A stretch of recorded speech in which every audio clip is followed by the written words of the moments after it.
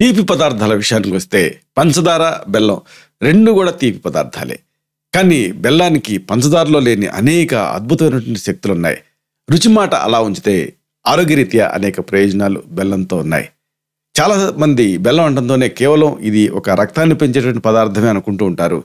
కానీ చాలా మందికి తెలియని ఇతర అనేక ప్రయోజనాలు బెల్లంతో మీకు కలుగుతాయి. ప్రధానంగా జీర్ణ సంబంధ సమస్యలు ఈ బెల్లంతో తగ్గుతాయి. భోజనం చేసిన తర్వాత ఒక అరగంట ఆగి చిన్న బెల్లం ముక్క నోట్లో ఉంచుకొని ఆ రసం మింగుతూ ఉంటే జీర్ణ సంబంధ సమస్యలు తగ్గుతాయి. అలాగే రక్తహీనత సమస్య నుంచి కూడా మీరు బయటపడతారు. అన్నిటికీ మించి టీ, కాఫీ వీటిని చాలామంది తాగుతూ ఉంటారు. అయితే వీటిలో తీపికి ఈ పంచదారకు బదులుగా బెల్లంతో పాటుగా కొద్దిగా అల్లం వేసుకొని తాగుతూ ఉంటే ఇటు రోగనిరోధక శక్తి పెరుగుతుంది, అటు ఆరోగ్యరీత్యా అనేక ప్రయోజనాలు మీకు అందుతాయి. ప్రధానంగా కఫం లాంటివి ఏర్పడకుండా ఉంటాయి. ఇక అతి ముఖ్యమైన ఒక విషయం ఉంది. ఈ బెల్లంలో యాంటాక్సిడెంట్లు చాలా పుష్కలంగా ఉంటాయి. కాబట్టి శరీరంలో ఏర్పడేటువంటి ఫ్రీ రాడికల్స్ చేసేటటువంటి ఆ నష్టాన్ని ఈ బెల్లంలో ఉండేటటువంటి ఈ యాంటాక్సిడెంట్లు తగ్గిస్తాయి. కాబట్టి ఇన్ని ప్రయోజనాలు ఉన్నాయి.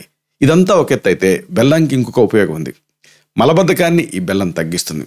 ఒకవేళ మీరు మలబద్ధకం సమస్యతో బాధపడుతూ ఉంటే దీన్ని మీరు టీ, కాఫీల్లో బెల్లం వాడటంతో పాటుగా బెల్లంతో చేసినటువంటి భక్ష్యాలని వీటిని తీసుకుంటూ ఉంటూ లేదా కనీసం ఆ బెల్లం ముక్కని నోట్లో వేసుకొని చప్పరించి మింగుతూ ఉంటే మలబద్ధకం సమస్య నుంచి కూడా మీరు బయటపడతారు.